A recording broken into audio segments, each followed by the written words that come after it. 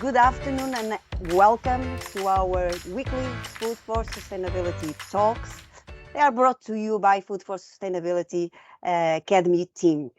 We continue today our journey into ecosystem services, and today we're going to direct our attention to food production, and we'll look deeply into how carbon sequestration can assist food production, how we should be preventing soil degradation for more healthy food, and finally we're going to touch upon peri-urban agriculture, a very interesting topic that it's not being addressed very often. Above all, I hope you enjoy. I hope you can join the discussion and that you learn something new and something relevant to your activities. Today, I'm joined by three distinguished speakers. We have with us Paulo from the 4 per 1,000 initiative, Leanne, the lead researcher at the Center for International Forestry Research and World Agroforestry. Hello, Leigh.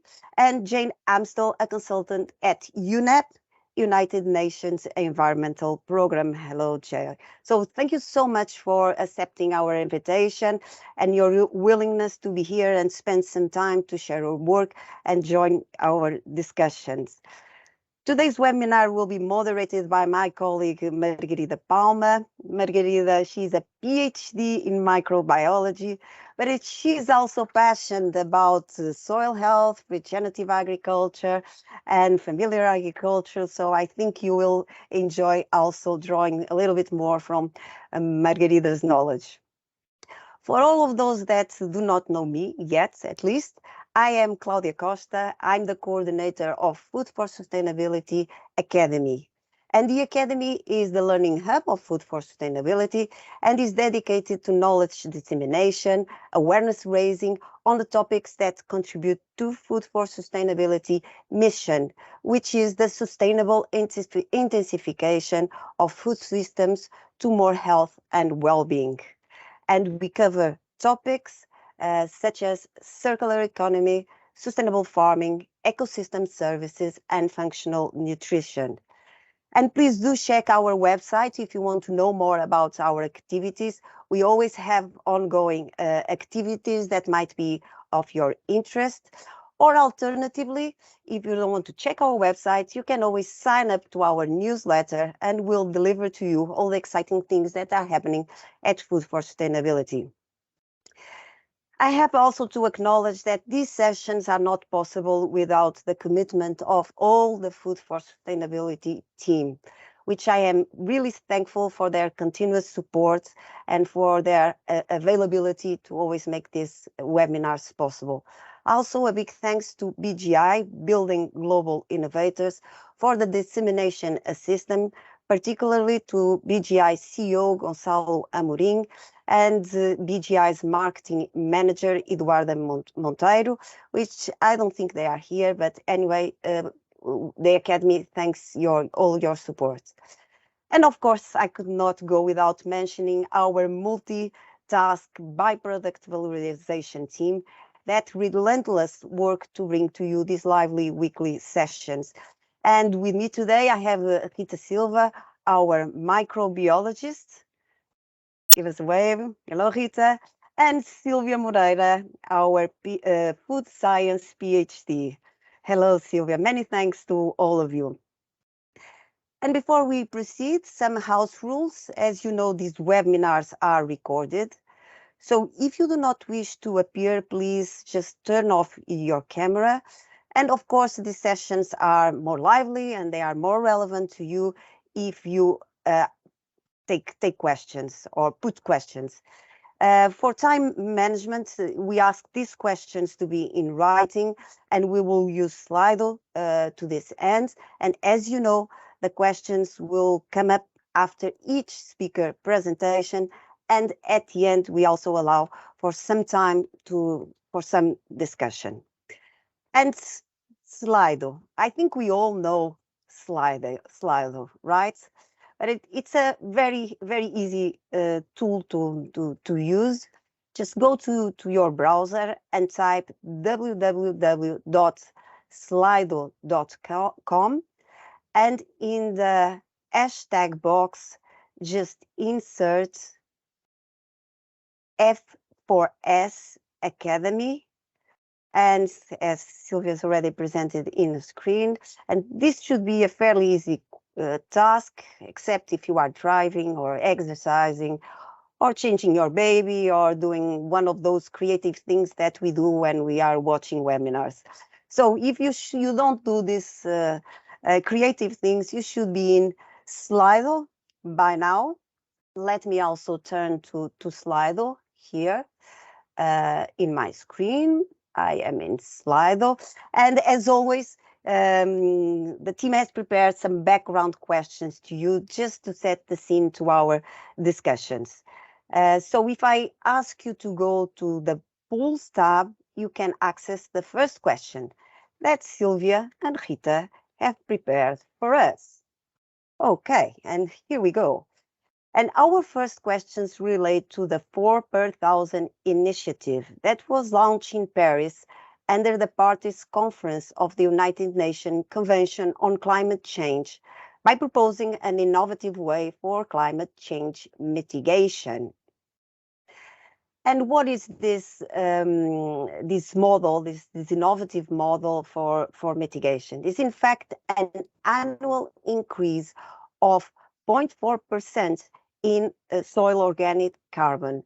And the question is, where is this 0.4% tried to be achieved? In all agricultural land? Are we just talking about European agricultural land? Or are we talking about across the globe, but only focusing on small and medium strongholders?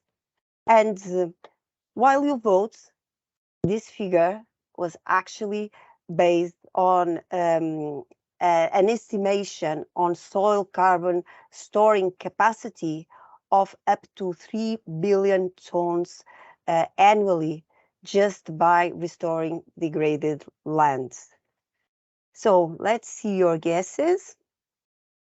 And yes, you're absolutely right. We need all agricultural soils to store more 0.4% of carbon to ensure that we meet the climate, the Paris climate agreements, and we really start seriously to store carbon. But I think surely Paul and Leigh can shed more lights on this topic. Thank you so much. Let's now turn to our second question. And our question to you now is, what is the estimated percentage of land surface used for soil restoration by 2050? This is an estimate according to the Environmental Assessment Agency, and the question is asking if you think that 25% will be used, 35% of the total land surface will be used for soil restoration, or if by 2050 we will be using 50% of or half of the total land surface. And while you vote, if you are interested in this topic, I will call your attention for Leigh's presentation. Leigh has developed quite a lot of work on soil restoration. And let me just help you here. So the current estimates point to a 35% of global land surface used for soil restoration. Well, in more than 25 years to come, I would say that this is in itself an achievement, and this just points that we need to start as early as possible. So 35% would be the correct answer. Thank you again for taking part in our poll. Now let's turn to another very interesting topic. We are talking about urban and peri-urban agriculture, a topic that has been fascinating Jay for years. And an in-depth analysis has shown that urban agriculture can provide important ecosystem services to millions of people. And among them, which do you think are the most important? important. Food provision, very likely, I would say. Flood mitigation and erosion regulation, maybe. Or are we talking about all of these? What are your views on this? And Jay, correct me if I'm wrong, but I think we are talking about soil-based agriculture. So we are not talking, for example, of systems like vertical farming or soilless agriculture. So it's just soil-based agriculture in urban and peri-urban areas. And you say that your views point that all of these ecosystem services are important. And I would say, yes, you're absolutely right. Urban agriculture, and more specifically peri-urban agriculture, can provide several important ecosystem services. And Jay will be presenting a case study from São Paulo metropolitan area, which is, we can say, a very big hairy area. It's bigger than Portugal. It comprises of almost 12 million people. So we really need to take these ecosystem services seriously. So we reached the end of our questions. Thank you so much for taking part.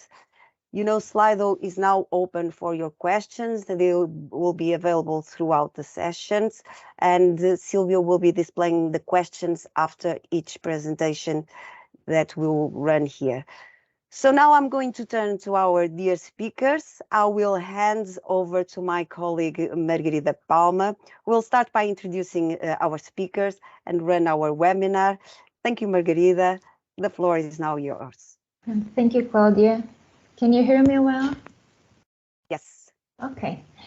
So first of all, it's a big pleasure to have you all with us today, and thank you for accepting this invitation. I will start, as Claudia said, by briefly introducing our three speakers. So Dr. Paulo is an agronomist specialized in tropical agronomy. So during his career, Paul was involved in many agronomic research projects before joining the International Relationship Department of the French Ministry of Agriculture. He was also in charge of multilateral relationships with many international organizations like FAO, the World Bank, and the Consultative Group on International Agricultural Research. Paul is currently the Executive Secretary of the 4 Parts per Thousand initiative, and will kick off this webinar today with the presentation entitled The International 4 Parts per Thousand Initiative, a global platform to promote healthy soil practices worldwide for food security and climate. Next, we will have Dr. Leigh Winowiecki, a soil scientist with a PhD in tropical agroforestry and soil science. Her research has been mainly focused on soil and land health.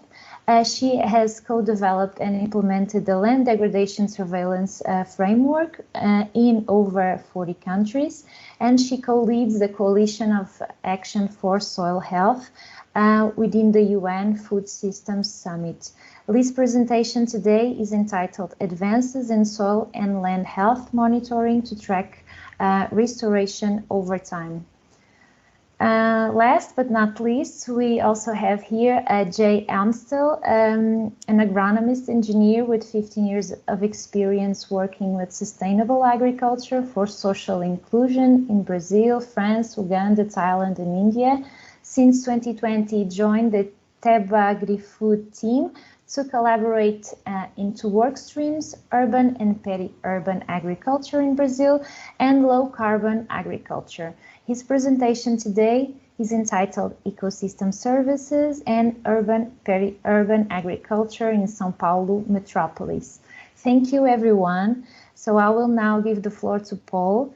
Let me remind you that you have 15 minutes to present, so I kindly ask you to keep the time. Paul, can you share your screen with us?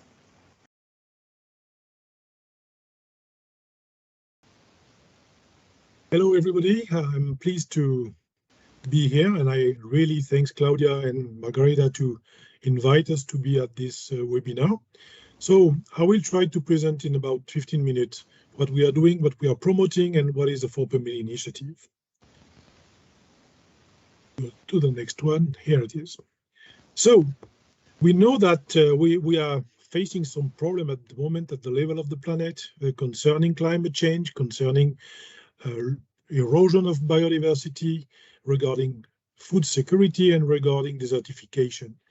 So to fight all of those and just being able to be in the next century with the humanity, we need to enforce about 3 types of action. First of all, we need to work on the conservation of remaining natural habitat, regarding mainly carbon sequestration, the strong area where like peatland or some permafrost that are very important to retain the carbon in the soil. And secondly, we need also to reinforce the protection of the biodiversity hotspot. So most of the time, emphasis is made on this biodiversity hotspot, forgetting the natural hotspot with carbon-rich soil, which are also very important. The second type of action that we could develop if we want to fight all of those challenges that I just presented before is the fact that we could restore ecosystem in some areas that are less productive for human activity, that were already started to be exploited by human beings, but that represent a great potential to capture atmospheric carbon and to increase biodiversity. There were scientific publications showing that if we can concentrate our energy on the 15 most important part of the planet concerning those ecosystem restoration, we could avoid about 60% of the biodiversity loss and store almost 300 gigaton of carbon in the soils. So this is most probably one of the most interesting things to do, but unfortunately, as you can see, the area in red on this map are very populated, and it's a little bit in competition with the fact to produce food, so it will be very difficult to act on that part, but it's a possibility. Finally, the third type of action that we could implement is to change practices in all agricultural area, in priority in area with a high soil carbon sequestration potential using agroecology. And those areas are in dark on this map, but it doesn't mean that we cannot act on the rest of the world, of course. So why is it so important to have healthy soil? I think Leigh will come back on that also in her presentation, but healthy soil are carbon-rich soil that could help us fighting climate change. It's also rich in organic matter that bring biodiversity in the soil and above the soil. It's also a way to increase the resistance of soils to erosion of wind and water. And it's also a way to have a fertile soil, so it means possibility to stabilize the yield and have a higher yield for the food security. So soil health is really at the very basis of activity of all the challenge that we are facing. So this is the indispensable starting point. So I will not come back on that. I already said that healthy and carbon-rich soil is good for climate change mitigation, good for climate change adaptation, and good for the contribution to food security and restore degraded soil.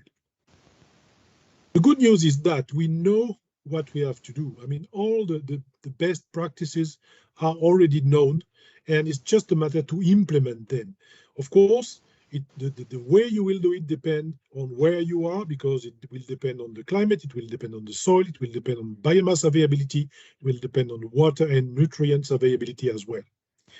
If we look closer, Professor Rathenlal proposes this graph to show what's happened in the soil when you start making farming. So you start over here, and when you start farming on the, I would say, virgin land, you will experience a decrease in carbon content. And if you don't care, you will go to the erosion area over here where your soil may disappear. So what we are proposing is the adoption of better management practices to bring this carbon content of the soil higher in the pink area, then the green area, and why not getting the soil saturation if it's possible, but if we maybe in the future we can always dream, we may find technology that could help us to go over this limit. So here is a kind of list of all what we can do. We can start working on increasing the carbon input, decreasing the carbon loss, and reduce the disturbance of the soil. A lot of things could be done through the cropland management, but also the grazing land management, and also the restoration of organic soil and degraded land. If you ask people in the street concerning what they were expecting from agriculture, they will tell you that agriculture needs to use less mineral fertilizer, less phytosanitary product, and more and bring more biodiversity and more soil organic carbon. But unfortunately, this is the bad news, I would say, of my presentation, is that with the conventional agriculture, we are here in our sketch. And we need to get inspiration in the natural forestry ecosystem, the more complex one in terms of biodiversity, functioning, and so on. And to do so, we need to go along the way of the agroecology. But the agroecology is somewhere something that already exists and are already in practice in the field of the farmers, because we can see that, and this is the way we consider agroecology in the Peri-urban mill, as a continuum of various agriculture, going from conservation agriculture to agroforestry practices in agriculture. And it means that we don't need to invent something new, we just need to make them more performant with science behind and also understanding more what's going on.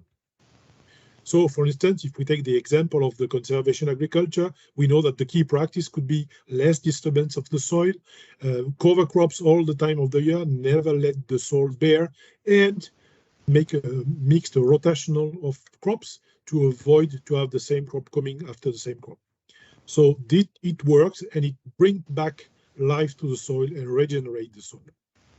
Another way is also using pasture as a permanent pasture land. And you can see on that illustration that the temperate grasslands are one of the most important after the wetland and the boreal forest system that store carbon in the soil. So we should take in consideration the livestock question and the way to breed livestock using the management of the grazing area, which is very important. And it's sometimes a little bit controversy about the fact that we need to eat less meat. Yes, definitely we need to eat less meat, but the way we can produce meat and milk and leather and so on could be improved a lot by this system. Another one, and it's very common in the tropical area, is the agroforestry system. You can have a very complex agroforestry system like this one, but altogether they are the closest one, the closest agro system that are closest to the natural ecosystem, for instance, forest. All of that can be done by one category of people. They are farmers, because the farmers need to be at the center of the game. Without farmers, we cannot do anything.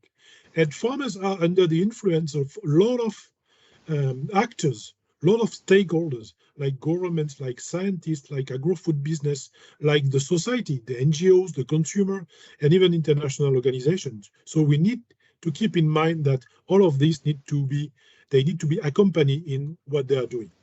So another good news is that when you ask a question to the farmers about what can be done at their level to improve the management of soil organic carbon, they mention the fact that they can use their crops, they can use livestock, and they can use agroforestry systems to do so.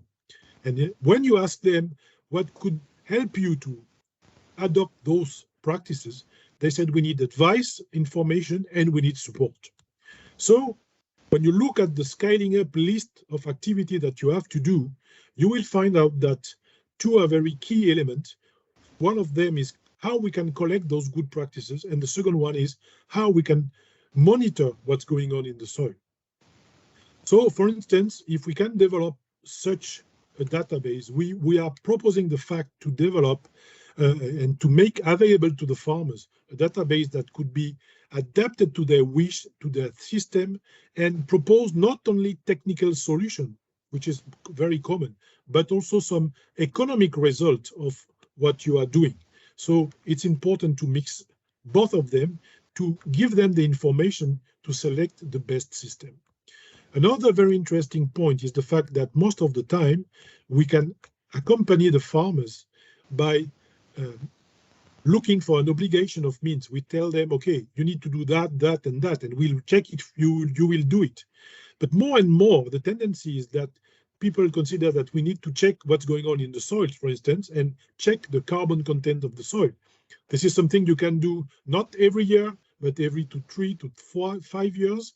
So we recommend that we could adopt a mix of obligation of means and result in order to help farmers to adopt the right practices and also check what they are doing.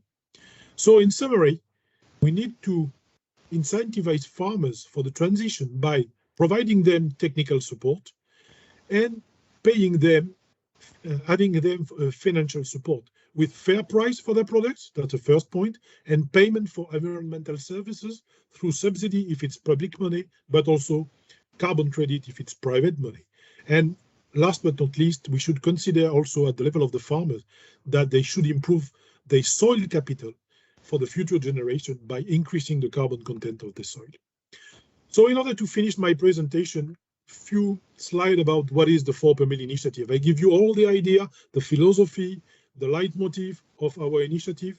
This initiative was born with a very simple calculation about, it was already said, that if we increase by 0.4% the quantity of carbon in the soil of the planet through agriculture and forestry, we should be able to offset the quantity of carbon that we are releasing in the atmosphere.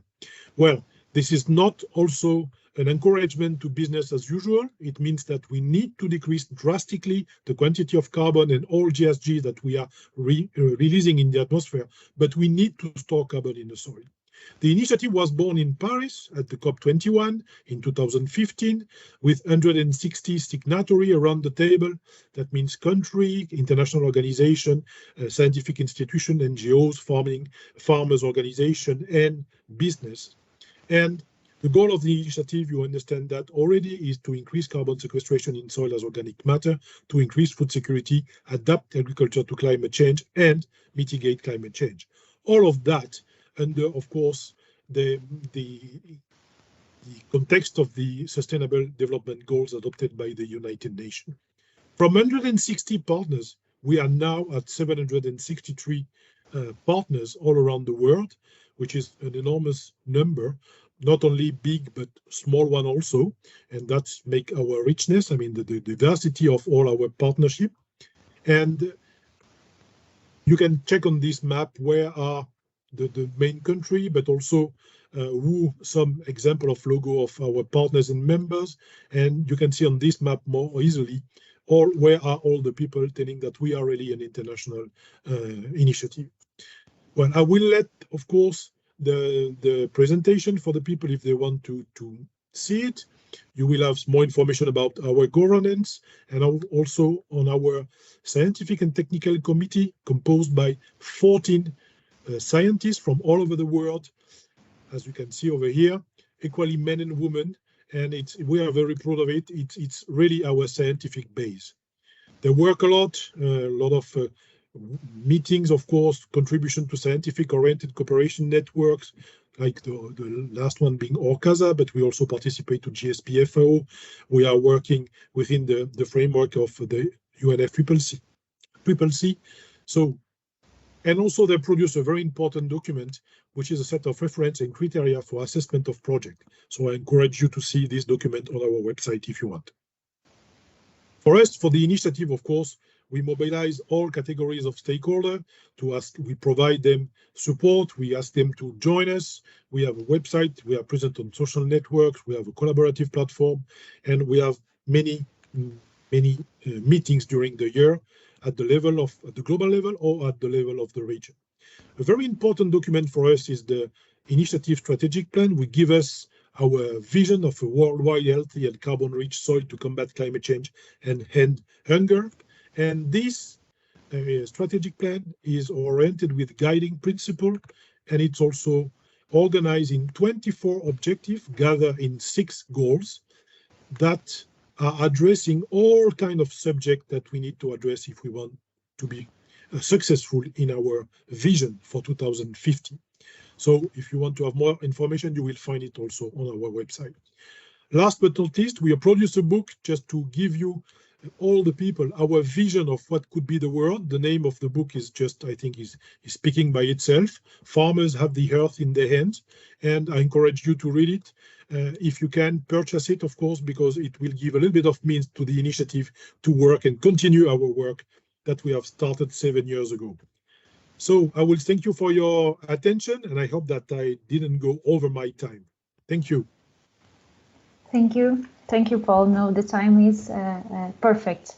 It's curious that you finished your presentation with that sentence that farmers are the key actors and they have earth in their hands because they are the ones that, in fact, take direct action into the soil.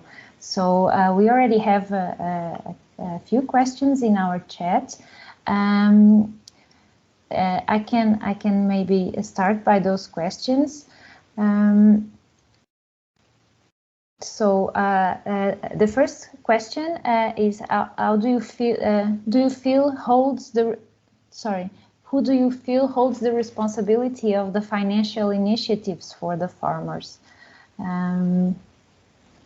I can answer one by one if you want. Okay, fine. So, well, the responsibility, first of all, is in the hand of the government. They are the one who can define the law, who can define all the mechanism of incentive for the farmers, and mainly when we are talking about subsidy with the public money. But of course, we would like to have also some power in the end of the consumer. The consumer need to choose not only the cheapest product, but the product which is produced with the best way, and the way which is taking care of the environment, taking care also of the way of life of the farmers. So the consumer has really a responsibility. But also, last but not least, I consider that the business enterprise have also a part of responsibility, because most of the production in the world at the agricultural level are in the end of the big company for their supply chain, and they have the possibility to change things, that requesting products to be produced in a specific way to respect the environment, and also to be paid to the farmers for the service they are providing to the community. So I would say government, consumer, and of course enterprise. Well, this is mainly for the financial incentive, of course. Yes. And we have here another question. If you are getting trouble to reach farmers, I believe most of farmers don't even know what carbon sequestration is. So how can we convince them to increase their practices in a sustainable way to increase carbon sequestration? Well, it's true that we could have trouble to reach the farmers. We are working with farmers organizations that are, I would say, a middleman between us and the farmers, but we are also visiting farm. We are also presenting all our activities and what we are proposing in the gathering of farmers in order for them to be able to get the information. Well, the biggest challenge, I think, is the fact that we are talking about agroecology. Agroecology was not born in a laboratory, not like the Green Revolution of the 60s that bring the farmers to use fertilizer, agrochemical, improve seeds, improve variety, improve races, and so on, and mechanization. It really, agroecology most of the time was born in the farmers, in the farms themselves. So the big challenge is to being able to collect all the good practices, all the good things that are done by the farmers in a specific context, to be able to find the lesson, to bring this to another farmers who would need it, or it will be the next door neighbor that could be able to duplicate or adapt a little bit, but duplicate because it will be roughly in the same condition. But when you are talking with people on the other side of the world, it's really difficult to cope with that. And the importance of science in this, and I think Leigh will most probably agree with me, and we will develop that, is the fact that the science is able to understand what's going on, all the mechanisms, and being able to maybe innovate in new practices that could be able to build on the traditional knowledge to improve it and being able to bring it back to the farmers in the future to improve the whole system. But this is really one of the biggest challenges. Yeah, yeah. And how can an interested farmer reach this initiative? Well, most of our members and partners are mainly groupment of farmers or organization. They are not individuals, but people can always find out also some result of our webinar or discussion and could join maybe an organization close to him or her and being able to be in contact with us. But we are answering all the questions, and we are here to increase the network and make the people able to meet some other people to find solution to their problems. Yeah, yeah. And looking at your strategic plan, where are you at this moment? What actions are underway? So, at the level of the strategic plan, we since we have validated this plan in 2020, we have last year set in place an implementation strategic plan. That's the one with all the stars that I show on my presentation. Behind the 24 objective, we have 148 activities that need to be implemented in the field by all kind of actors, and that's the interest of all the multi-stakeholder partnership that we represent. I mean, all our partners have a part of the responsibility to implement 1 or 2 or 3 activities for helping the whole network and the whole humanity to reach our goals. But we can all imagine that it's not a small team of 6-7 persons as we are that could make all the job. We need our partners and members to do it, and we will be close to them to accompany this movement. And that's where we are working in task force. It's a possibility, gathering people working together to build new project or to develop some existing project in the right direction, or doing some activity like advocacy and some by our own. But this is also something that we need means to develop those, like the books that bring to all the people the possibility to understand what we are proposing. Yes, yes. It's a very important work. I have just one last question before we go into Leigh's presentation. So this initiative emerged during COP21 in 2015. So it has been 7 years after the emergence of the initiative. So is 0.4% carbon still enough given our actual scenario and the increase in carbon emissions? Yeah, thank you for this question. You know, 0.4% is just an indicator. It just shows the direction we have to go. It means we need to increase the quantity of carbon in our soils. In some part of the world, like in Africa, in the sub-Saharan area, it will be difficult to reach 0.2%. But if you go some area, you will be able to go by 1% per year. So it's just an indication where we are to go. And we need to go along that blue arrow of agroecology. That's all what we know, and as fast as possible. But this will be hopeless if we cannot at the same time decrease drastically our emission of GHG, which is also very, very important. It's part of the solution, not the solution itself. Exactly. So thank you so much for your presentation. We will now move to our next speaker. Please, Leigh, the floor is yours. You can share with us your slides. Great. Hi, everyone. I'm Leigh Winowiecki, a soil scientist at C4ECRAFT based in Nairobi, and also co-lead of the Coalition of Action for Soil Health. And I am always so pleased to go after Paul because he sets the scene so well. And so I'll just focus my presentation on some of the advances in soil and land health monitoring that Paul actually mentioned, and then finish with some slides on the Coalition of Action for Soil Health.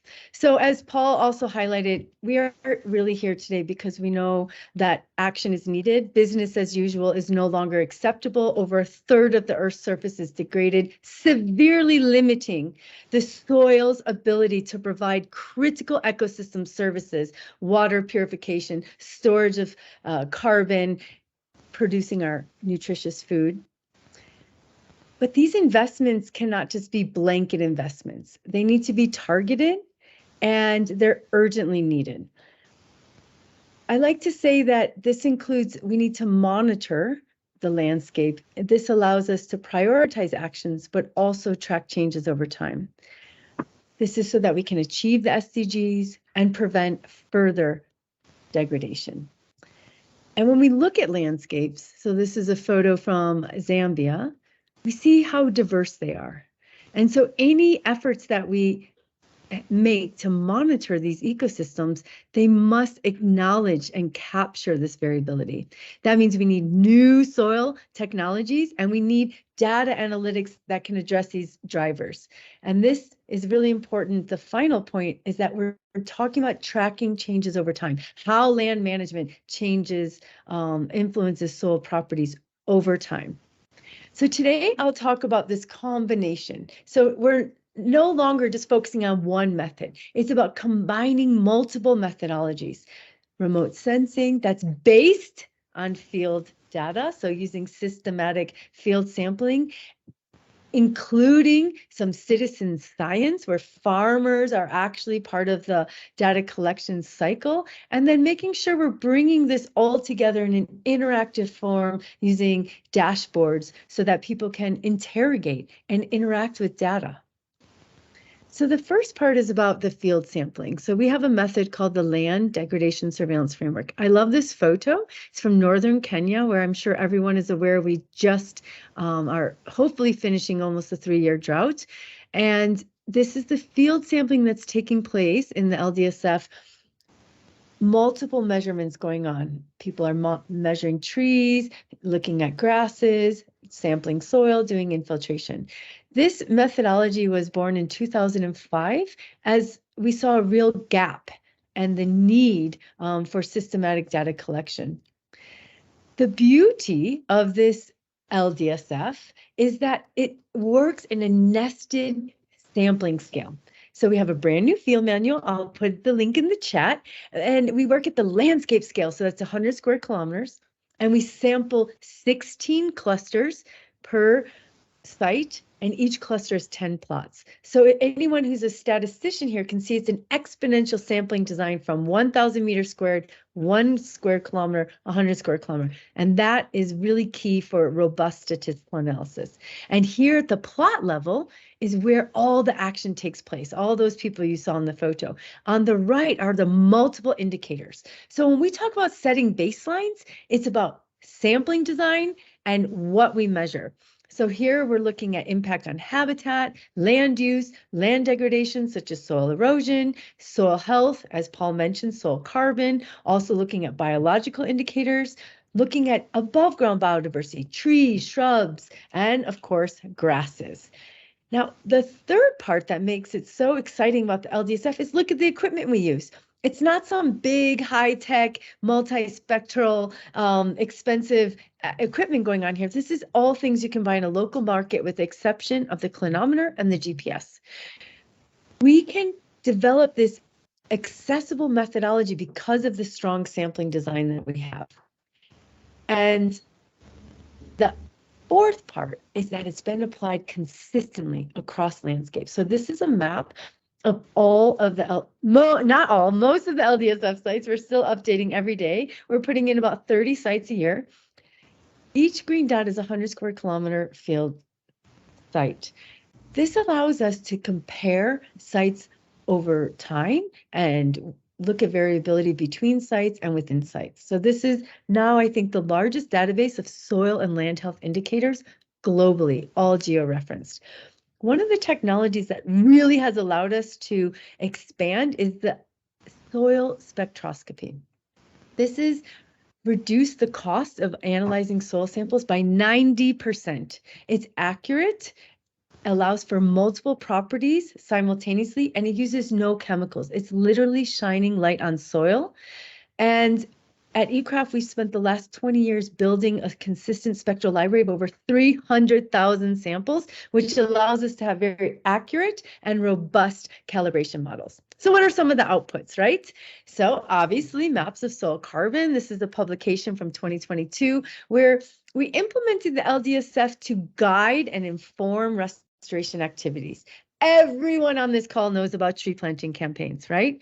Well, we did the LDSF sites. We produced these maps of soil carbon. Low carbon is the yellow. So Paul was saying in some places in Africa, it's very difficult to get even 0.2, which is 2 grams per kilogram of carbon, and that's what this yellow area is. So here you see a lot of spatial variability.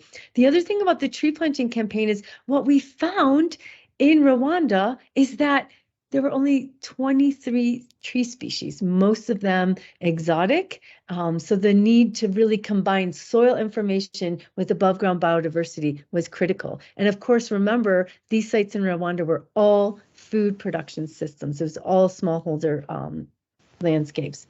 We've also applied this in central Kenya in a rangeland environment where we were asked by partners, we don't have a lot of money, they said, we're all under that spell, but we want to do restoration. How can we prioritize restoration interventions? So we did the LDSF, we produced maps of soil organic carbon, soil erosion, we combined them to create a restoration priority map. Now remember, our maps are over 85% accurate. This is unheard of in the literature, but we have 24 publications on this, and it's because of this robust sampling design. So now you can see in the green areas, not high priority for restoration. Gray areas is where moderate effort would be needed.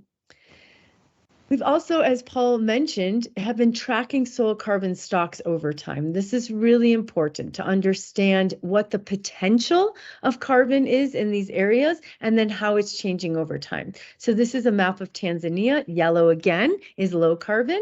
And you can also see, anyone from Tanzania can see the Central Valley, which is a lot of granitic parent material, high sand, and just low potential for carbon storage in terms of, this southern agricultural corridor where it's more clay soils and has higher potential to store more carbon. The most important finding, though, was erosion limits the soil's ability to store that carbon. So whenever someone says, what should we do to increase carbon in our soil? Please, everyone, stop erosion, curb erosion, do whatever you can to keep the soil in place, and then start building it.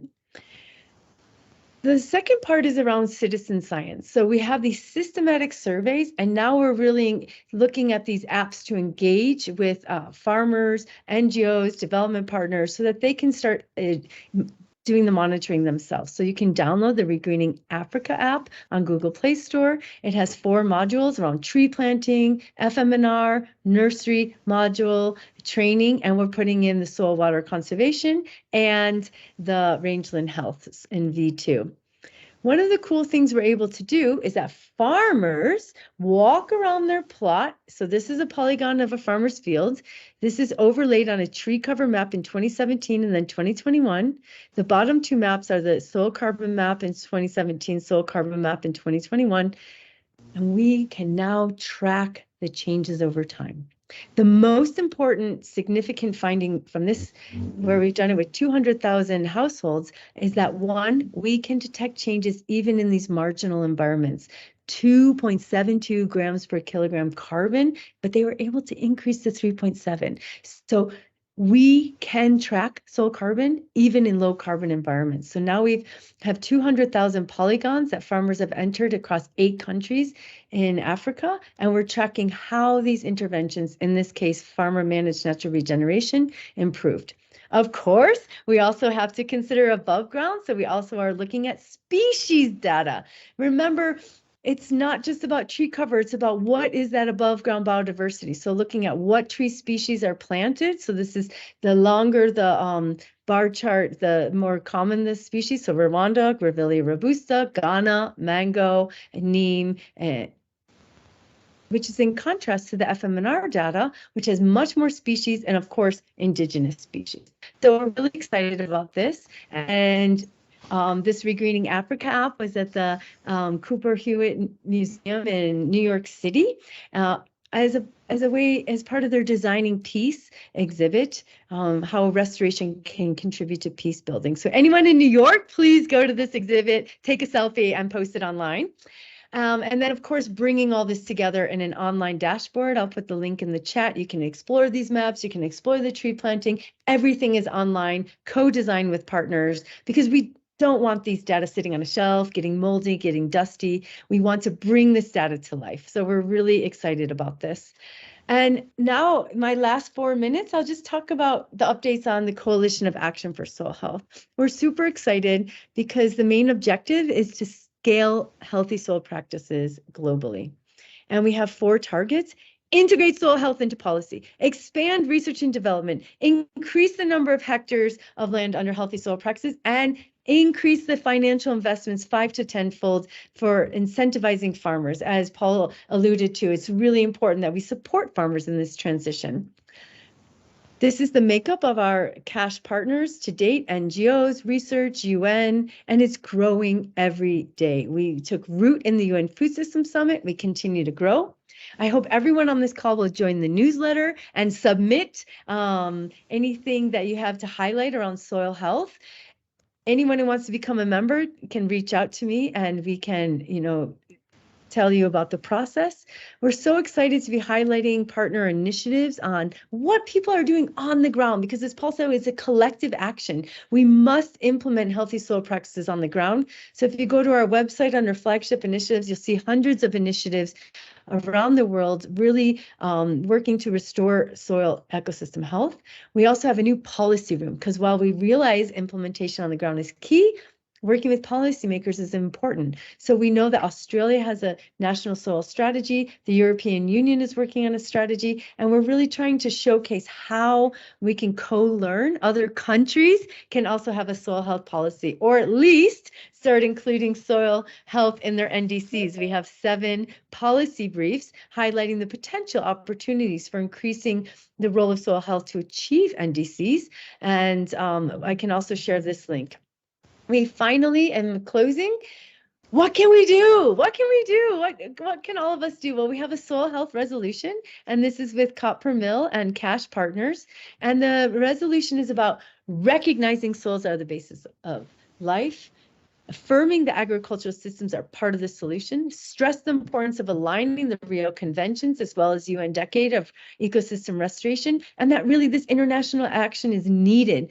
So we hope to bring this forward at the COP28, and anyone who has contact with their governments, it needs to be brought forward by member states to the COP28 presidency. Reach out to me if you have these contacts so we can really make this happen, because soil must be recognized officially in the climate negotiations. Here's our timeline from 2021 to 2023. Engagement, engagement, engagement. If you're interested in joining, please reach out. In summary, we have the tools to track indicators of soil and land health. This allows us to monitor the performance of restoration activities over time across multiple scales. And that now we're really about combining scientific research with citizen science and making sure we assess multiple indicators as well as their relationship. And finally, that there's a real need to come together as stakeholders to scale soil health globally. And I am so grateful for the opportunity to present. Thank you so much. Thank you, Leigh. It was our pleasure. Thank you for your amazing presentation and for bringing us all these projects for soil restoration. So this is the decade for ecosystem restoration, soil restoration, not only to fight climate crisis, but also to increase our food security, water supply, and biodiversity. And you mentioned some parameters to assess land and soil health.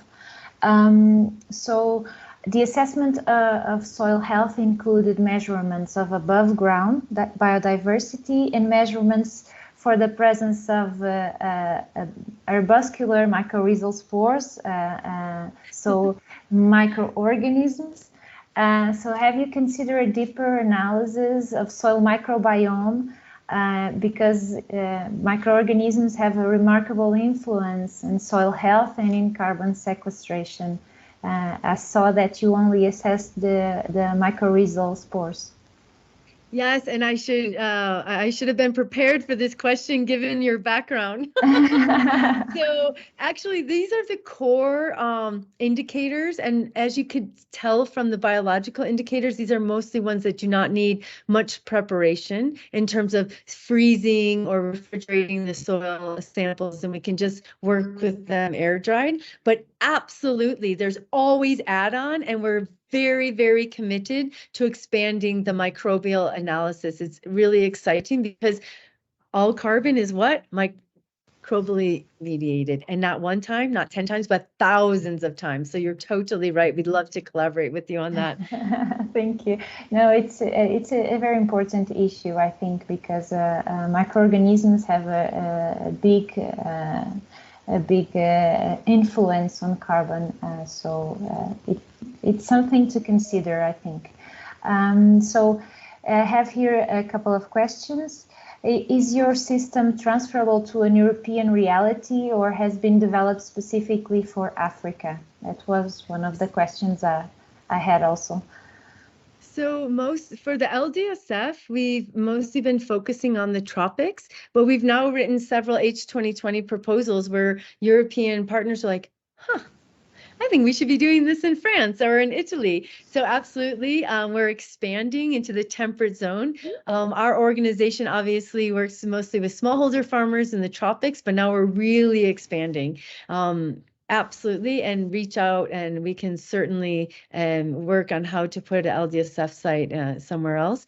And then initiatives focus on farmers, yes. So the Coalition of Action for Soil Health is all about, making sure we can work with farmers without burdening them to scale healthy soil practices. And that's why we've done this massive review of what are the real challenges that have been limiting scaling of healthy soil practices over time. And as Paul mentioned, financial incentives is really key, and making sure that these are equitable and transparent are very important. So that's why we have so many private sector members, including banks, who are really hoping that cash can provide that enabling environment to get those financial incentives to the farmers. Yeah, maybe this could be global. Because if you allow citizens to participate in this initiative, it's great. Maybe there should be a soil sampling day like we have the ocean sampling day. That would be very nice. So you mentioned... That's a great idea. I mean, this is what these webinars are supposed to be about, exchange of idea and brainstorm. I love it. And by the way, we are soil sampling all the time. This is such a great idea. I'm going to flag that. Awesome. Yeah, nice. So you mentioned that you require low-tech equipment for soil sampling. So everyone can sample the soil, but you have, for example, an auger or an infiltration ring. So who participates in this soil sampling has to keep the protocol very strict to use those kind of tools, or you accept samples that were not collected this way? It's a good question. So I think one of the things we've been plagued with in the soil science community is this case study tragedy, where everyone is using a different method, and we really limits our ability to do cross country or cross ecosystem comparisons. So it is really important that we maintain the integrity of the LDSF plot so that we know this sample is from 1,000 meters squared and that there were 4 subsamples collected. Now, if you want to use a shovel, fine. If you can't find an auger, fine. I can tell you every welder in the 40 countries we've worked in some, duocali place that can make you an auger. The infiltration ring is literally a pipe that's cut. Okay. I've been to markets in India. I've been in markets in Latin America where I've purchased these for very cheap. But the idea is that all these data go into a big database and allow us to do big data analytics to answer the key questions. This is one of the things that's been coming out of the UN Decade on Ecosystem Restoration. The real need for absolute data so that we can say how is the restoration efforts going? What is our baseline? And we're really proud at C4ECRAF to be contributing to that. We're on the scientific task force as well as the best practices and monitoring task force because of our presence on the ground and this big data set. And everyone can do the sampling, or is this more focused on farmers? We have everyone from government officials to development organizations to pastoralists to scientists doing this approach. It's really exciting. You mentioned in your presentation that you have some results on soil organic carbon after farmers have changed their practices. So did you measure only soil organic carbon, or did you measure also other parameters like the water infiltration capacity over time? What kind of parameters did you measure as well? And I don't know if you can share the results. Yeah, it's a great question. So we also looked at pH, nitrogen, these other soil parameters. We also looked at infiltration capacity using saturated hydraulic conductivity as the main indicator. In some cases, we looked at earthworm presence. And yes, if you actually go on the dashboard, which I'll put in the link, you can see some of the results there. And as I said, it's really important that we acknowledge all the multiple ecosystem services. As we know, we're celebrating water, UN Water Week. So understanding the important role of healthy soil to store this water, to not let it run off. So much of our fresh water is stored in soil. We've been experiencing drought here in Kenya, and today has been pouring. This is why I have no power at my house. And so all the electricity is gone. And just watching this water carry soil down the roads is so tragic. And so anything we can do to stop that erosion, keep the soil or keep the water in the soil for, when there's, no rain coming is really important. So I think that's why we measure multiple indicators, including above ground biodiversity. I can't stress that enough. It's not just about tree cover. It's about tree biodiversity, grass biodiversity. Yes. So thank you, Leigh. I think we now will move to our next speaker. Thank you so much for your presentation and for answering our questions. So Paul, I'm sorry. Jay, the floor is yours. Thank you. Thanks, Margarida. So I'm Jay. I would like to say thanks for Food for Sustainability teams for this invitation. I'm really glad to be here to share some of the results that we are generating in my work. So just to introduce my theme, I would like to remember here that ecosystem service are just one kind of thinking about the values that nature give to humankind. So it's much more related to instrumental values, the ones that we can really see and measure the impact of those values in human well-being. Also, food production, it's a kind of ecosystem service. So obviously, it depends on the way that this food production is being done.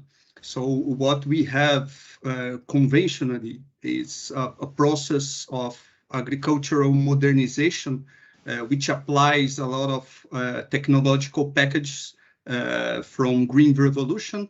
I'm meaning fertilizers, hybrid seeds, and machinery that orient those agro ecosystems towards intensive food productions. So these led some kind of losses in other ecosystem services that are also provided by those agro ecosystems. So great part of our effort is to understand how cities are affected also by those choices related in food production areas. So we are just seeing a very challenging scenario where cities are growing very fast, and also the quality of life inside them are becoming really in low standards. So we are just seeing cities becoming more and more and hotter, and flooding events and different kind of ecosystems losses. Also water supply, it's a great matter. We're going to see this for the metropolis of São Paulo. So with this, I just would like to mention here the initiative that I'm working on is the TEEBAgriFood, which means the economy of ecosystem and biodiversity. So this means that we are trying to rebuild the economy by including the values which nature gives to humankind, and also biodiversity. So great part of our work is to promote this conservation of biodiversity and show how this ecosystem provisioning in agricultural landscapes can be measured and can be mainstreamed in the decision-making process. So this initiative is in 12 different countries around the world. In each country, one value chain is chosen. So, for example, in Thailand, this value chain is rice, organic rice, or in Mexico, it's the coffee. And in Brazil, we have this very interesting work line with urban and peri-urban agriculture, which I'm going to present to you today. So this question about ecosystem service, when we transpose it to urban and peri-urban landscapes, it takes some kind of a very particular approach. So what we mean about that the traditional development model of urban growing is split urban areas from rural areas. So rural areas, they stayed by producing foods and also ecosystem service like water to be delivered to urban places. So there, this kind of traditional development increase the distance between nature and urban spaces. So that's why we are seeing such kind of ecosystems losses, cities getting hotter, water shortages and floodings and so on. So what we are trying to look in this very challenging context that not only we are having losses in ecosystem service, but also in well-being. Now we have more than 100 million people in starvation, facing starvation. But in the same time, we have some obesity and overweight reaching almost 30%. So cities are responsible for 80% of energy production and also for the consumption, the same amount on energy consumption. So how we can face the challenge of being 9 billion people in 2050 when we will have almost 70% of people living in urban areas if we have this kind of urban development that is made at costs of ecosystem service, which are very important for human well-being. So we are trying to understand how we can change the shape of the value chain from the production areas to processing and distribution links and to consumption. So how can we reshape from farm to fork and to give more kind of circularity that can provide extra benefits for this urban and peri-urban landscapes. So this is a pilot study that we had in the metropolitan region of São Paulo, which is the major metropolis in Latin America.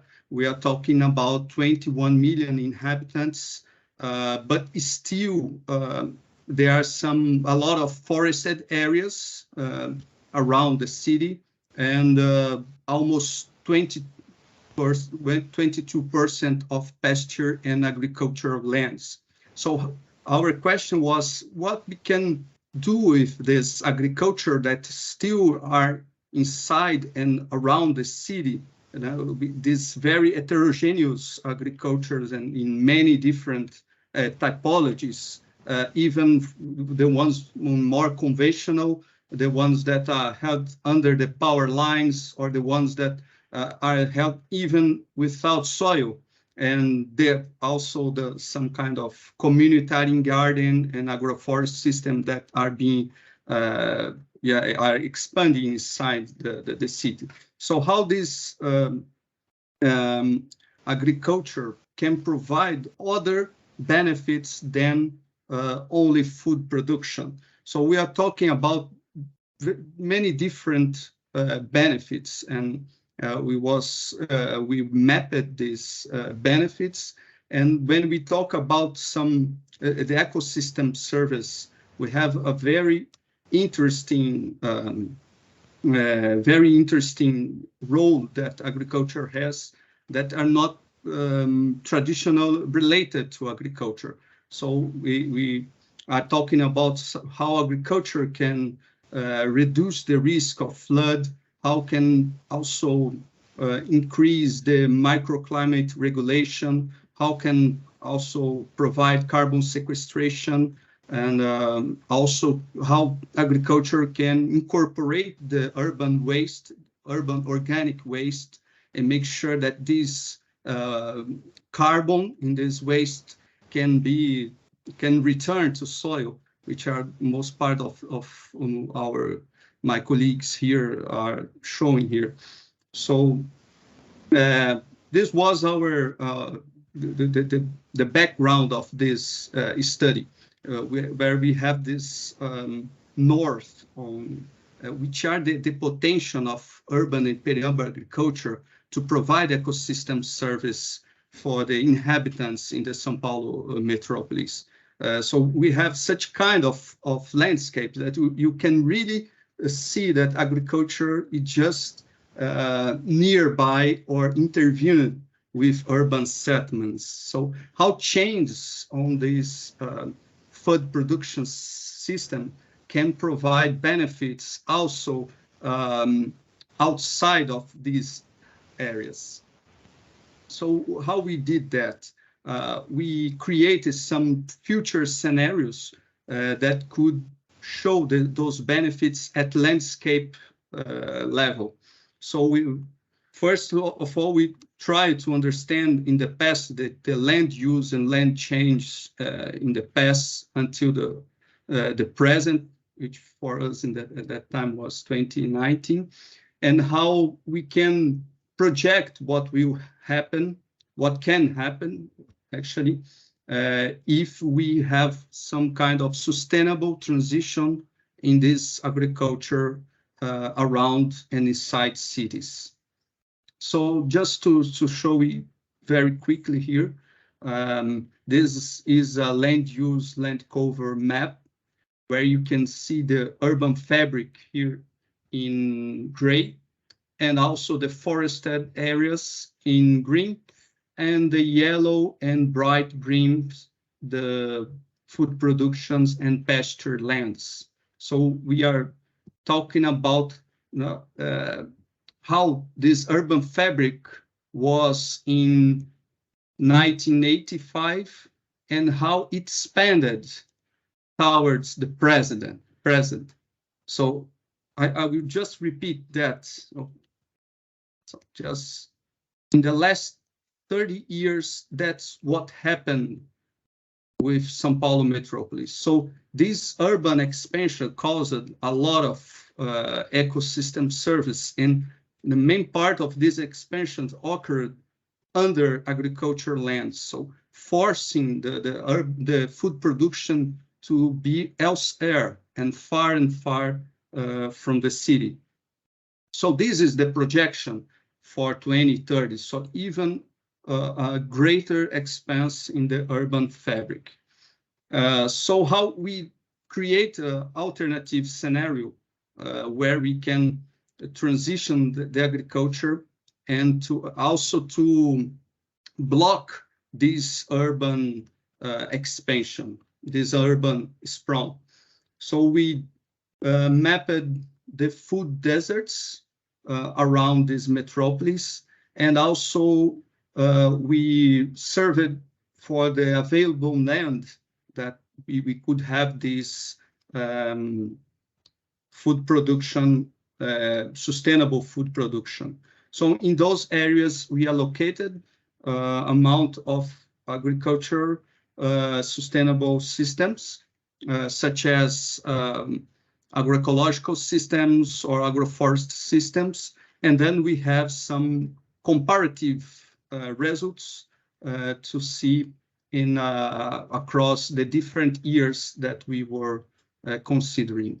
So I will not get much detail, just to show you the four ecosystem service that we assessed.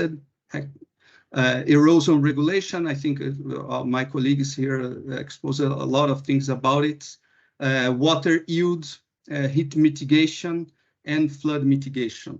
So these maps are really small here. Maybe it's not really easy to see the difference, but I will bring for you in this graph showing how they performed. So this blue line is our past, 1985. So then we have until nowadays a great loss in food provisioning, in water yield, in flood mitigation, and also in heat mitigation.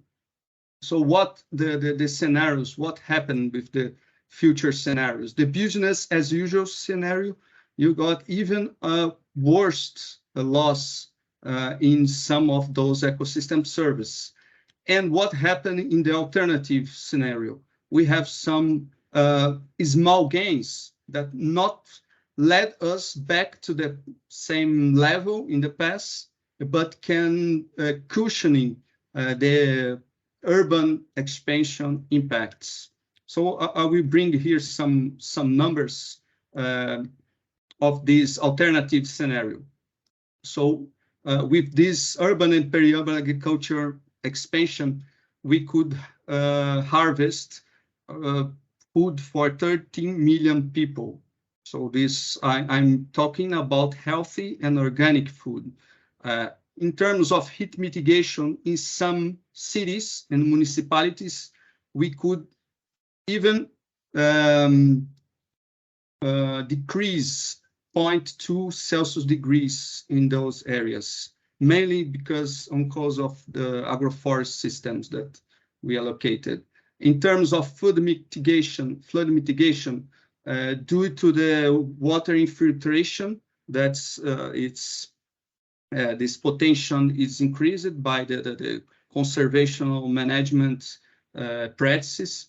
We have almost 3 flood control pools. So one flood control pools, it costs almost 150 million of reais. It's something like 30 million US dollars. So this value that we have, that agriculture, sustainable agriculture can deliver to cities. And also in erosion regulation, we have much more sediments going in the body of waters, which also reduce the costs of water treatment. And we have a very important trade-off. As the agricultural expansions would require more amount of water, we have this trade-off. So it causes also an expansion in the water consumption. But also we could understand that this could be reversed by applying more efficient irrigation systems in the area. So after generating those evidences, our question was how to mainstream those benefits that we mapped, those evidence, into the decision-making process. So now in Brazil, we have this kind of agenda being led by the municipalities, by the city, at city scale level. So we mapped a lot of different instruments that can give the possibility to upscale urban and peri-urban agriculture in two main directions. To scale out, which means to multiply those initiatives, the amount of hectares of urban agriculture, and in the second direction, which is the scale up, which means to develop a kind of legal framework and to raise the level of institutionalization of this agenda to be sure that it can survive to the political cycles and to get proper investment from those municipalities and government. So I'm really going to the end of my presentation. So I think we are facing here a lot of challenges also to map those benefits of urban and peri-urban agriculture and try to show how it can provide not only food production, but also ecosystem service. And there is a large amount of knowledge gap to overcome. So we just did a very small part of this big puzzle, providing 4 different ecosystem service, but we have a much more wide basket of ecosystem service. But at least with those 4, we could show that urban agriculture can be a nature-based solution. And we showed how it can impact the human well-being positively. So this is evidence is really key to inform decision-making process towards a sustainable transition in agriculture inside and around system. So this research, we managed to inform different decision-making process at subnational levels, which led to a procurement for payment for ecosystem service in the São Paulo city. So now we have a bunch of different cities that are developing the urban and peri-urban agendas based on those evidence and try to map the benefits in the 4 dimensions that we presented. And we also have a very interest feedback from Brazilian government that now is basing the strategies of the national food security plan and using our material as the main reference of how to integrate the subnational levels, the federal government with those municipalities to implement and boost those urban and peri-urban agendas. So ensuring that food security will be addressed in a sustainable basis. So food security can be solved, but also we increase the ecosystem service that are really needed in those urban and peri-urban landscapes. So with that, I finished my presentation with something that I heard from an Islam dweller. He told me the city has a lot of land. Here, he was talking from the Islam, is a granary of people from different regions. And people know how to crop because they already worked with that, orange, grape, cane, and coffee. And with this message, I finished saying that we are trying to overcome those knowledge gaps and try to mainstream those evidence into decision-making process, and also to engage with people that have those skills, these capabilities, and to make cities more resilient to climate change, and also food, to create food resilience in those spaces. So thank you very much for this opportunity. I'm happy here to try to answer any questions. Thanks. Thank you, Jay, for your presentation. Very interesting work and study that you have done in São Paulo metropolitan area. So this work is essential for decision makers, stakeholders to take the correct action. So, and I was surprised that in your scenarios, we still have a water problem. We have a water problem in places where it doesn't rain, but in cities we also have a water problem because we have a decrease in water infiltration into the soil, and I believe that this affects ecosystem services provisioning. I was wondering as well how if this green belt around São Paulo prevents urban expansion. So how is it seen by municipalities of São Paulo metropolitan areas? Because if you have this green belt, I believe it's not allowed to build more buildings. So how does it prevent urban expansion? So this is a good question, Margarida, because we have this in the zoning of the metropolitan area, a lot of protected areas, mainly because of the water supply in São Paulo.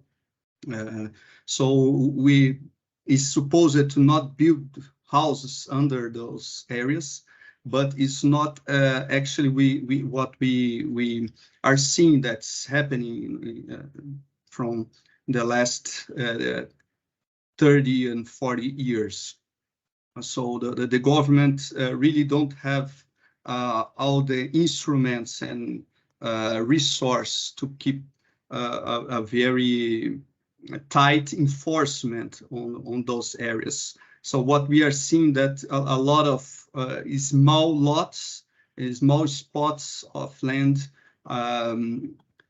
previously owned by family farms and other owners are just being split in small spots and selling to build different kinds of settlements, the rich ones and also the more poor ones. So what we managed to capture in this dynamic is in which kind of financial condition that agriculture could have to stand by this urban sprawl, and to make sure that these activities economically profitable, more than selling the land for this urbanization. And we find very interesting results that the farmers that adopted conventional agriculture, I'm referring here to the Green Revolution package, they didn't manage to sell their products in the level that they can have the positive return from this economic activity. So they were kind of running in negative basis and decreasing his own infrastructure and investments across the years. We did the same modeling, financial modeling for agroecological farms. So as they have a different architecture on how they sell their foods, not by the long circuits, but in small circuits and short ones, that they directly can sell their their products to urban consumers. So they have a better condition of payments and a better return. So this was very interesting. But in the other way, they didn't have a very large scale food production as in the other system. So try to think a transition from conventional to agroecological food systems in cities is try to understand how we can also promote some kind of land a different land structure that can really share the land for people that are interested in producing and make it also rentable for them, this activity. So it's really challenging on those terms, but we are now finding the first piece of this big puzzle. So one of the main evidence, the economic ones, we have to find those kind of complexities.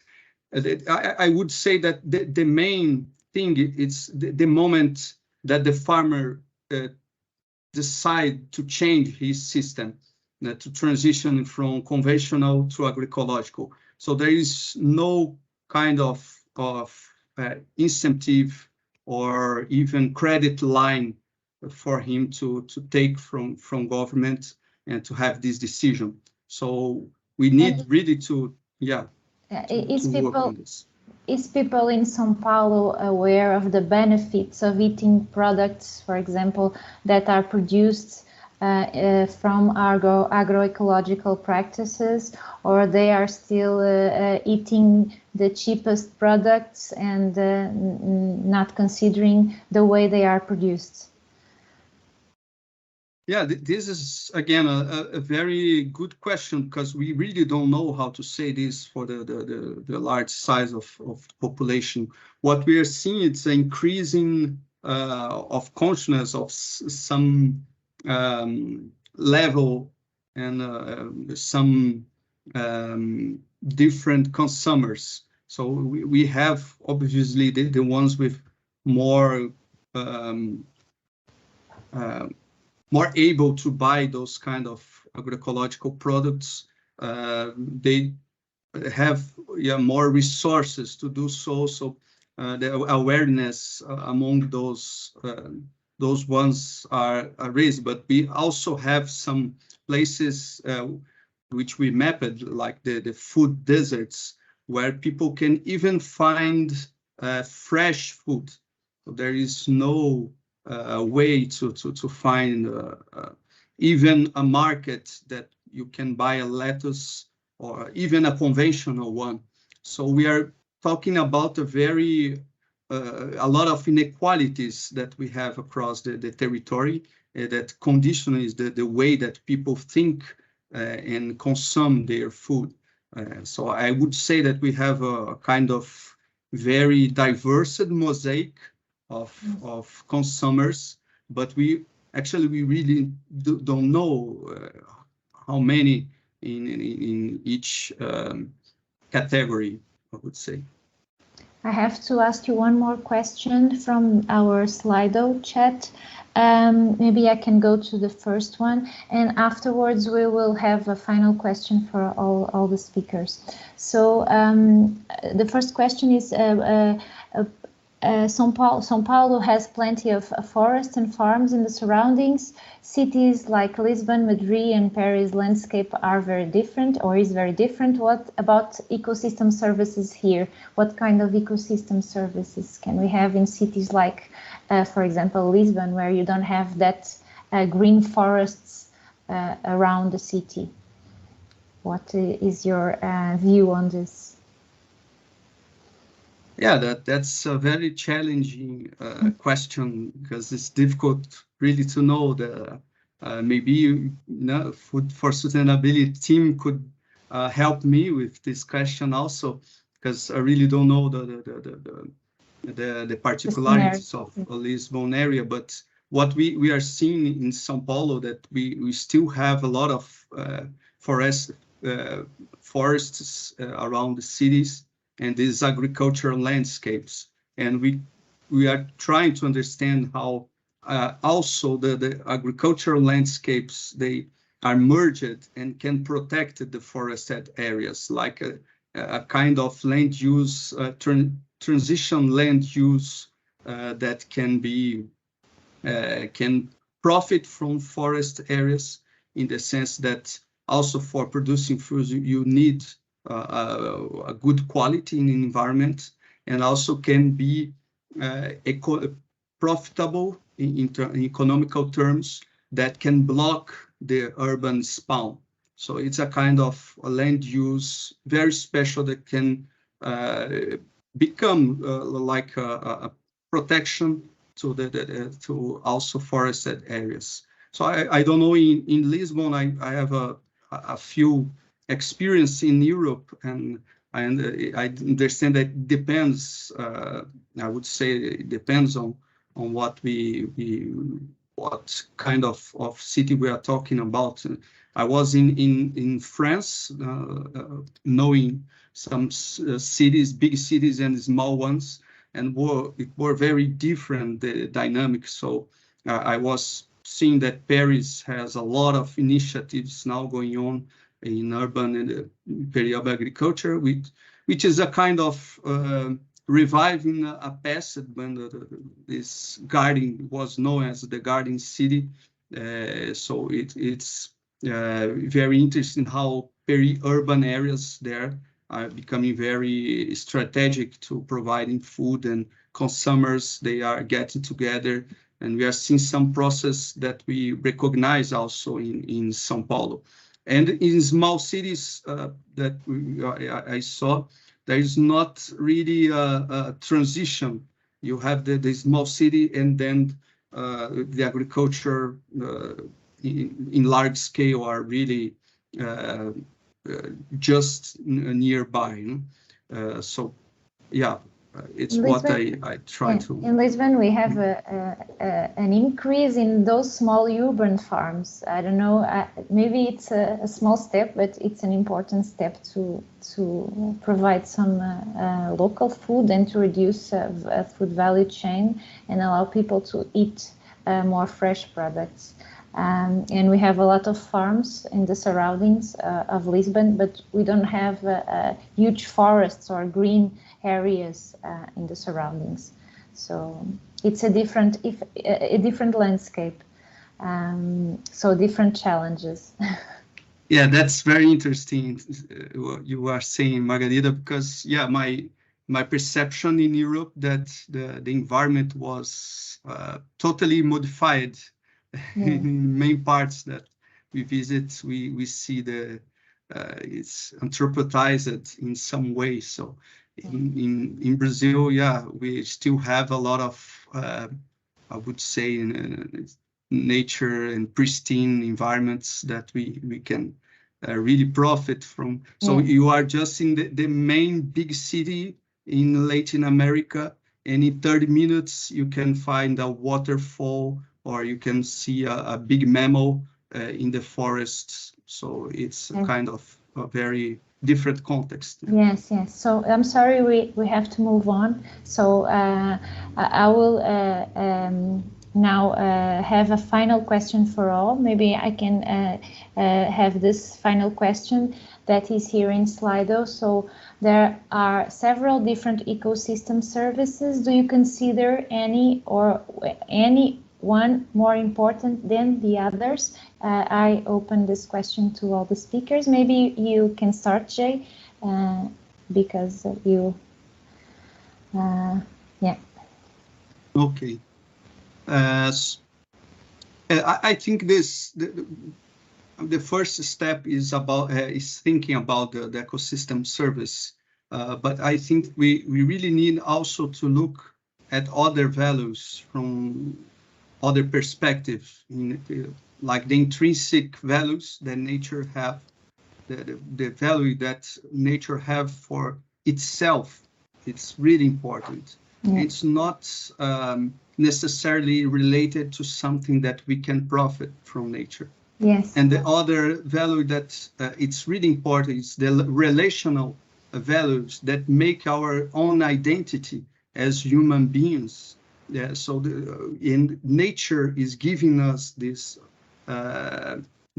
background, and not only background, but much more inside of part of us, and we are not different from nature as well. So this, I would say that ecosystem service is a way of thinking very useful, I would say, to bridge and to sensitize people, and mainly decision makers. But we still have other values that our culture needs to incorporate more quickly, I would say. Okay, thank you, Jay. Leigh?